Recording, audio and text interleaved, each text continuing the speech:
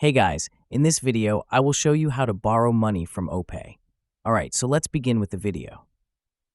First of all, open the Opay app on your mobile device and make sure it is updated to the latest version available. After that, sign into your account and you will be redirected to the home page.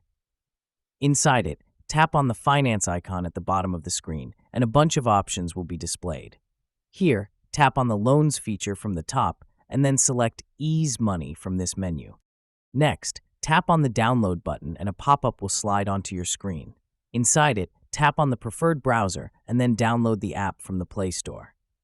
After that, open the app, enter the required phone number, and then verify using the verification code you have received on your mobile. Next, create a 4-digit PIN and agree to the terms and conditions. After that, you will be redirected to this page.